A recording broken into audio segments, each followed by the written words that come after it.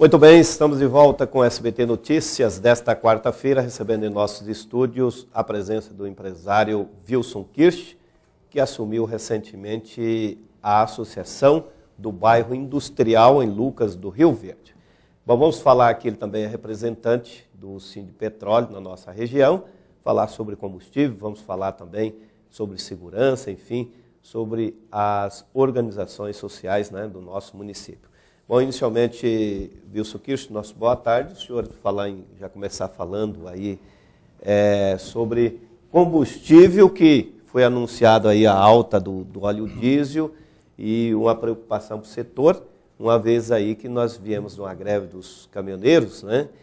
E há uma ameaça aí, né, de uma nova greve, uma possibilidade de uma nova greve no nosso país. Isso é preocupante, né, o senhor que representa aí também um setor, né, de combustíveis, de vendas de combustível. Boa tarde, Valdecir. É uma satisfação estar aqui novamente. Boa tarde àqueles que nos assistem. Então, levando o assunto combustível, conforme você levantou, Valdecir, realmente é um problema no nosso país.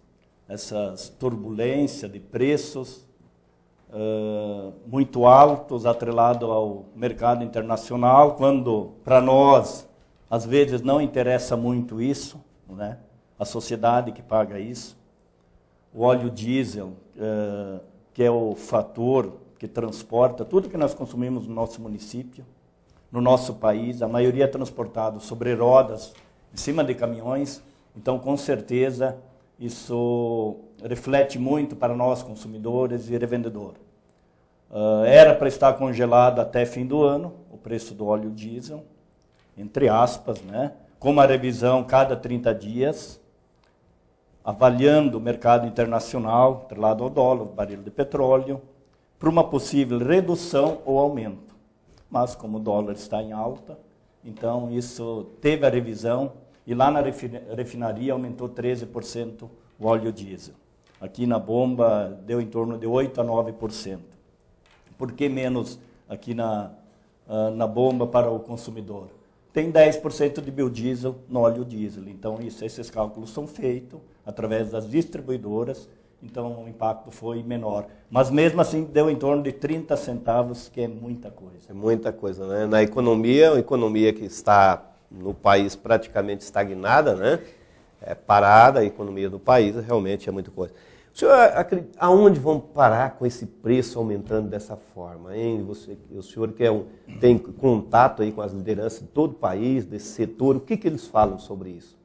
Olha, é uma preocupação, nós até temos os encontros anuais dos associados do Sindipetróleo a nível de Estado e a nível de Brasil. É uma preocupação. Ninguém sabe, é muito complexo a questão combustível, né? Porque o senhor já falava que está atrelado ao dólar, né? Na Bolsa Mundial, né? Sim. O Brasil quase é autossuficiente na produção de petróleo. Mas ele ainda importa partes. Isso às vezes fala em 10%, 20%, 30%. Depende de uma refinaria, às vezes aqui no país, Pará, ele exporta óleo cru e compra o refinado. Então é atrelado sim, né? Mas para nós consumidores, que às vezes não temos uma inflação, o salário daquele consumidor que tem reajuste uma vez por ano, às vezes a gasolina, que não tinha sido congelado depois da greve dos caminhoneiros, ela teve aumento diário nos últimos 30 dias. Diário. Claro que os postos não vão lá reajustar diariamente. Ele vai absorvendo até que dá. E a maioria aumentou agora, junto com o óleo diesel, que teve esse aumento do dia 30 para 31, aumentou a gasolina, porque a margem de revenda ela não suportava mais manter o negócio. Então, teve aumento. Mas ele vinha aumentando nos últimos 30 dias, todo o dia. Nós que comprava da distribuidora, estávamos pagando, cada carregamento nós estávamos pagando mais. Nós, revendedores, qualquer posto. Essa política, Wilson, a política de preço aí, controlado pelo câmbio internacional, o Brasil vai suportar isso aí? Eu não sei até onde vai. Isso teve até uma revolta para a sociedade brasileira, que os lucros dos trimestres aí Petrobras, que é a Petróleo, que faz o refino, que está na mão dela, ela teve lucros absurdos, enquanto a sociedade está pagando essa conta. Então, de repente, não precisava, pode estar atrelado, mas dentro de uma política, de qualquer oscilação que não seja o consumidor que pague. Eles podiam estar absorvendo quando o dólar, o barril do petróleo aumenta lá fora. Eles podiam absorver. E, lógico, quando desce, segura um pouco para o consumidor não ter esse impacto exorbitante, né? Trazendo problema para o seu dia a dia. O consumidor, de modo geral, imagina quanta mercadoria que é consumida aqui em Lucas, que vem do sul do país. Ela vem em cima de caminhões. Quer dizer, e altera o aumento de tudo, né?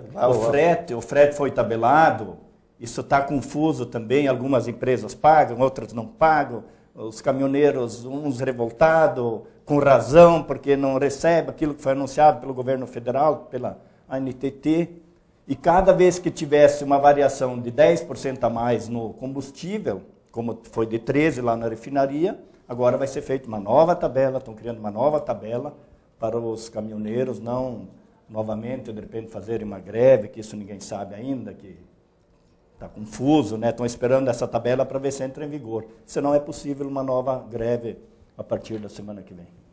E aí é o caos, né? A meu ver, aí vai chegar o caos, né? Ao fundo do poço, né? Corre o risco? Olha, se sair uma nova greve aí, eu não sei o que vai acontecer. Nós estamos em véspera de uma eleição, eu não sei, alguém vai ganhar politicamente com isso, outros vão perder, a sociedade não inventa, né? Não sei o que vai acontecer, não sei. Eu não sei se isso é bom ou é ruim. Eu vejo assim, o bom é quando não atinge só um setor, né? Eu acho que tem que ter um equilíbrio em tudo, seja na agricultura, seja no consumidor, as coisas têm que ser equilibradas. Eu vi só, aproveitando, você falava da eleição, nós estamos vivendo um momento bastante delicado, né? Da questão política, social, econômica. O Brasil passa por um momento bem delicado, né? Olha, muito delicado. Eu que já fui presidente de um partido aqui em Lucas, sou filiado a partido ainda, entreguei o cargo de presidente devido a essas confusões. Hoje ninguém sabe, uma coligação, nós temos 30 e poucos partidos. 37 partidos. 37 partidos. Tu não sabe, opa, eu sou dessa coligação, mas daí o candidato a presidente é de um, governador do outro, senado outro, deputado outro, isso confunde todo mundo. Então, a sociedade, de modo geral, não sabe nem por onde andar. E eu também não sei. O que eu vejo que nós, eleitores, temos que buscar a ficha de cada um, aquele que tenha menos, que não esteja envolvido em corrupção, porque...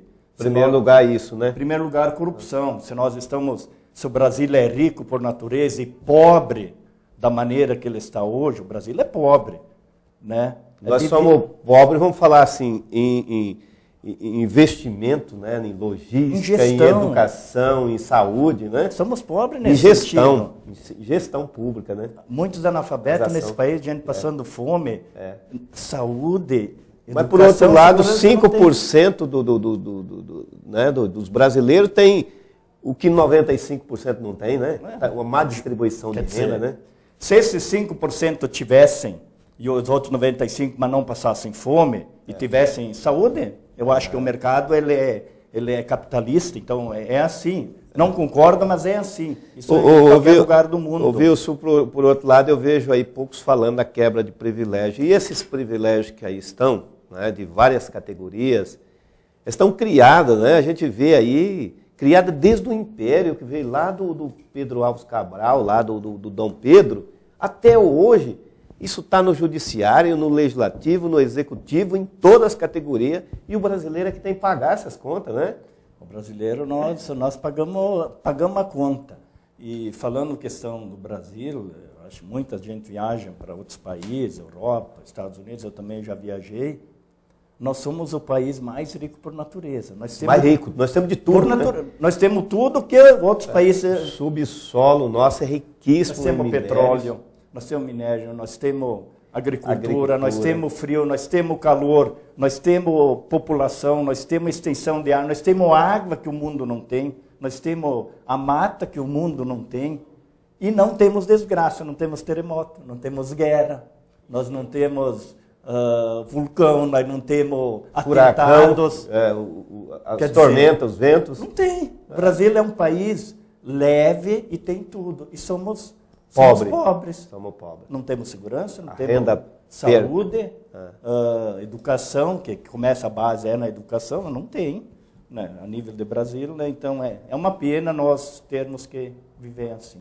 Mas nós não perdemos e nem vamos perder a esperança. Claro né? que não. Nós temos aí as eleições do dia 7, né? 7, o brasileiro, e o mundo inteiro, eu vejo muitos amigos, amigas, pessoas jovens que não se interessam pela política, falando que não vai votar mais. Acho que você tem visto também e acompanhado. A gente vê falar isso, Valdecir. E é uma pena, né? Porque o mundo mudou por onde? Pela política, né? Nós eleitores, nós temos parcela de culpa, porque em quantas vezes nós ouvimos falar, o fulano lá deu dinheiro, comprou os votos e tal. Então nós temos parcela de culpa. Nós temos, né? Temos, todo mundo tem. Né? De Quem uma vende maneira o voto, ou de outra. Quem vendeu o voto, vendeu o poder dele, vendeu a consciência dele, né? Nós não vemos no dia a dia, nas campanhas, nas prisões, aí, o cara fez registro lá de X valores que gastou na campanha e mais X por fora. Esse por fora foi aonde? Caixa 2, Caixa 2. Ele vai aonde esse Caixa 2, né? Quer dizer. E nós ouvimos no dia a dia. É o que mais tem, né? Se o fulano me arruma isso, se ele me dá isso, eu voto nele. Senão não quer nem saber o histórico da pessoa, né? Então, acho que nós temos que ter consciência, nós eleitores, avaliar cada caso, a ficha desse político que interessa votar. As propostas são meio idênticas, se tu pegar se tu pegar lá no sul, no nordeste ou na nossa região, as propostas são idênticas, todo mundo promete. Promete tudo aquilo que nós queremos ouvir.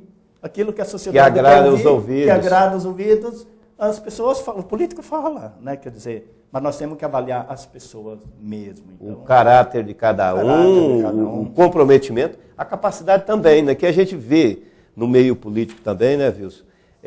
Assim, muitas pessoas no meio que ocupa função pública, é outro problema sério, que não tem capacidade de exercer tal função, né? São colocados para interesse dos partidos políticos, né? Isso acontece muito, né? Às vezes ocupam um cargo estratégico e acaba tirando vaga de outro, né? E não produz, né? Com isso, como ele vai produzir se ele não tem capacidade para aquela finalidade que ele está exercendo, né? Eu vejo a nível Brasil, né? Lá no Congresso, se o governo... Não vamos falar desse governo, a maioria dos governos, né? Se eles querem que aprovam alguma coisa de interesse do governo, tem que largar verba para os deputados. Tem que as emendas. As emendas. Quer dizer, nem é avaliado se isso é bom ou ruim. Opa, se eu tiver emenda lá para a minha região, para o meu município, deixa eu te contar, não sei se você viu aí os levantamentos do Tribunal de Contas da União, 90% das últimas emendas que o Temer liberou para as obras dos deputados, né, deu tudo problema de superfaturamento, estão tudo, não foram concluídas essas obras.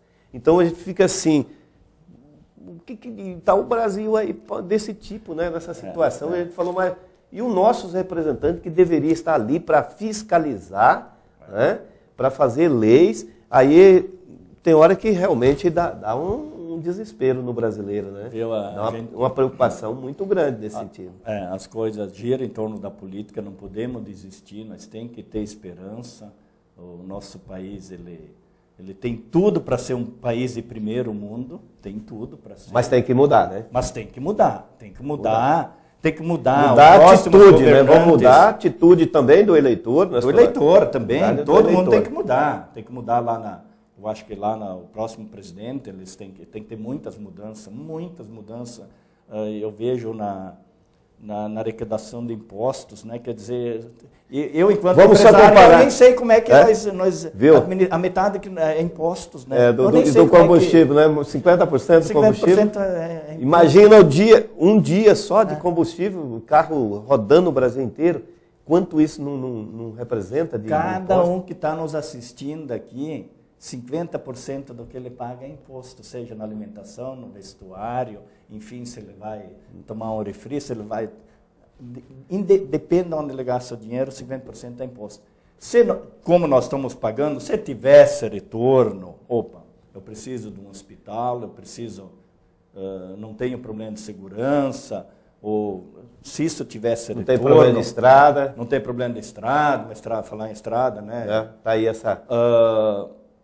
Se não tivesse problema, acho que qualquer um paga com gosto. Mas quando tu paga e não tem retorno, qualquer um se revolta. Com certeza. Bom, indignar, olha, isso aí não é as pessoas se indignar com a situação, né, com o sistema político, é cidadania, né? Isso é gesto de cidadania, não está conformado com o que aí está. Eu acho que é a maioria, né?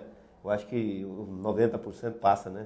Que está indignado com a situação do sistema político. Não estamos falando nome de político nenhum, mas do sistema político brasileiro, que é praticamente todos os partidos aí, que tem culpa também, os partidos, né, de colocar os melhores quadros, nós estávamos falando isso, né, colocar os melhores nomes para estar representando, né, a sociedade, o eleitor, no Congresso, em todas as esferas, os partidos também são culpados. Bom, Wilson. Valdeceira, nós temos numa região agrícola, né? Abençoada, né? Abençoada. E quem acompanha um pouquinho o PIB nacional, se não fosse o agronegócio, esse Brasil estava falido. Bem pior, quebrado. Bem pior, né? Né? Então, a nossa região, o nosso Brasil, o agronegócio que está sustentando esse país, é o agronegócio. Porque a indústria decaiu, o comércio também caiu. Muito comércio faliu e está falindo, né? Então, o agronegócio brasileiro que está segurando o bastão nesse país aqui. O agronegócio está num patamar bem melhor ainda, né? Bom, Wilson, você foi presidente da associação 2, 3 mandatos, né? Esteve aí no comércio, ajudando, defendendo o crescimento, fortalecimento. Foi 3 mandatos? Foram 3 mandatos de 2006 a 2012. Né? Aí em 2012 eu não concluí o mandato, que eu pedi afastamento, porque tinha possibilidade de repente eu ingressar na política e tal, né? E no fim, fazendo as melhores avaliações, eu não quis ir. Não quis. Você teve a grande chance de entrar para a política, né? Tive 2 oportunidades já de entrar na política. E o que você viu? Viu todo esse cenário, achou que não era o momento? Fazendo avaliações, né, do cenário, o momento também, envolvendo família, apoio da família. A maioria das famílias não querem que alguém se envolva. Não quer que se ingresse, né? Isso é histórico, né? Dá um desgaste grande, né? Dá muito. A família sofre, né? Você se expõe. Na política tem o contra, né? Que joga coisa... Para começar, na largada ele já sai dividido, né? Ele joga coisa no ventilador para ver o que vira, né? Quer dizer, vale tudo na política. Infelizmente, é um jogo, tudo, né? Não era para ser jogo, né? Então, Política era para ser uma ciência de resolver os problemas, nós acabamos de falar agora há pouco, da coletividade, né? Não era para ser um jogo individual, de interesse de pequenos grupos, né? Por isso que está errado no Brasil, não dá certo, né? Porque tem que ser assim, o gestor tem que estar preocupado, né? E também os partidos políticos deveriam estar preocupados com a coletividade, né? Não é bem assim, né? Não é. Hoje, se tu é de um partido político, uma coligação, e outro grupo é de outra coligação, esse grupo presta e outro não presta, né? Quer dizer, é assim, né? Vai pro debate e um tenta negredir a imagem do outro, né? Tu cria de uma pulga, faz um elefante e assim por diante, né? Então, por isso foi os motivos que eu não fui, né? Já tive interesse em Lucas, né? Então, é uma maneira de contribuir com o município, fazer alguma Mas coisa. É isso que eu ia estar falando. Então, mesmo assim, eu vejo não só você, eu também faço parte disso, né? Todos sabem aí que a gente é presidente da PAI, com as graças de Deus, estamos aí para servir. Eu vejo que você também é outra pessoa que veio nesse mundo para servir, né, Wilson? Além da tua empresa, você se dedica. Eu vi dias atrás, você lá se prontificou a estar defendendo essa associação do bairro industrial, né? Eu acho louvável esses presidentes de associações, os diretores de associações de bairro, que contribuem muito, né, para a melhoria dos bairros da cidade, numa questão da iluminação, de detectar os problemas, né? De trânsito, problema de violência, enfim, né, Wilson? Contribui bastante, né? Eu vejo que eu sou o presidente do bairro, nós fizemos a primeira reunião nossa, vai ter outra nos próximos dias, né, para ir buscar a solução, aquilo que é dentro do possível, junto com parceria, né? Com parceria. Não só pensar em poder público. Mas parceria do próprio bairro, né? Do bairro. Se unir. Se unir, um ajudar o outro, buscar soluções internas dentro do bairro, né? E às vezes a solução, a maioria das vezes, está dentro do próprio bairro, né? Se é de uma violência, vamos já chamar aqui a polícia, vamos discutir o assunto, e o próprio bairro expulsa aquele que não quer a paz do bairro, né? Eu vejo lá no nosso bairro, tem empresas que crescem muito, além das expectativas delas. Eu vejo que às vezes até elas usam as calçadas, as ruas, não é por quererem fazer isso. Por falta de orientação, né? Eles vão ter que buscar. Então nós vamos tentar orientar, orientar. Isso pode ser prejudicial, provocar um acidente, alguma coisa. Nós temos um problema, assim, a exemplo, vou dar uma sugestão também, nós temos que criar aí, até a sugestão para a Câmara fazer isso, né, uma audiência para discutir acessibilidade. O que foi acessibilidade para o deficiente, né? O que foi construído até aqui, nós temos que tentar corrigir. E quem construir daqui para frente, né? O comércio, o poder público, né? Da gente construir já com esse pensamento, né? De acessibilidade para todo mundo. E se a gente não estiver junto, debatendo, falando, discutindo, né? Claro. A gente não evolui nesse sentido, né, Wilson? Então, a contribuição da sociedade para o poder público e para a iniciativa privada é muito grande, é muito válida, né? E eu vejo isso, o papel das associações de bairro, da associação comercial, da Câmara de Dirigentes Lojistas, né? A CDL, é muito grande para o fortalecimento do comércio, né? E cada vez mais tem que estar atuante, debatendo os problemas, defendendo, né? Porque só sabe dos problemas mesmo quem vive o dia a dia, né? Como o comerciante, o morador, assim como é lá no bairro industrial. Mas lá tem problema, presidente? É bem isso, Valdecir. Eu acho que eu já, como representei a Silvia, né, nós tínhamos as reuniões dos empresários, a maioria tem ideias, né? Então, boas ideias, boas ideias, né? Não importa o tamanho da empresa, não importa teu poder aquisitivo, acho que a ideia qualquer um tem. E eu vejo que nem essa primeira reunião que nós tivemos no nosso bairro agora, né? Ideias, e eu convivo aí no bairro, mas algumas coisas que eu não percebi. Opa, o colega lá falou, isso aqui nós poderíamos verificar. Opa, que ideia, né? Então depende da organização, das pessoas se unirem, participação. Da participação. E é por aí, os caminhos são por aí, né? Então, nós são quase 500 empresas no bairro industrial, não parece, mas são quase 500 empresas. 479, peguei esses 479 empresas. 479 entre micro e pequenos. Quais são os problemas lá maiores? Olha, eu participei de uma outra reunião com os presidentes de bairros lá no eu ouvi falar que a questão do roubos, furtos, existe também lá. Ele existe também, né? Mas ele é um bairro diferente de um bairro de moradias. Né? Então, tem muitas empresas lá, ou a maioria, tem monitoramento de câmeras. Já tem um sistema de segurança. Tem segurança, tem muitas empresas, tem guarda, né? Por exemplo, nossa empresa lá tem 2 guardas a noite inteira, né? Outras empresas também têm. O que não tem nos bairros de onde é só moradia, né? Então, se tiver um problema ali, todos esses guardas aí são pessoas preparadas, já avisa a polícia, então eu vejo que é menor do que outros bairros, né? E outros bairros, dessa reunião que participei, tinha 20 e poucos presidentes lá, a maioria é droga, né? É furtos, roubo, né? Quer dizer, esses são os maiores problemas. Né? Você faz parte também do Conselho de Segurança? Faço parte do Conselho de Segurança, todo mês nós temos uma reunião, né? E a gente é delegado, é juiz, é major da Polícia Militar, Guarda Municipal. O Paulo Franz é o presidente, eu sou vice-presidente, e tem a Ideiva, que é da igreja lá, que faz parte, que é da secretaria. Enfim, e tem mais outros membros, né? São 12 membros. Eu falei aqui o presidente, vice-presidente e a secretária. Né? Você está na vice-presidência do Conselho? Vice-presidência, Então, quando dá, eu estou participando, contribuindo também, né?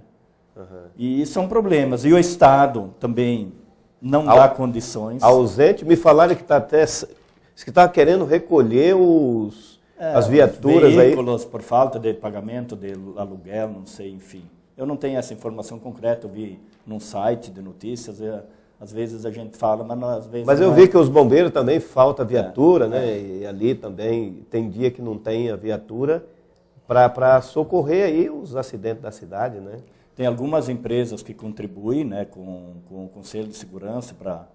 Um exemplo, se der um problema numa viatura, tem que ir para Cuiabá, ver lá orçamento e tal, tudo aquelas coisas. Que são os processos. Mas isso é moroso, no nosso país é moroso isso. Até ir e voltar? Até ir e voltar e é limitado tanto com policiais, civil, militar, né? Isso é limitado. Bombeiro, isso é tudo limitado.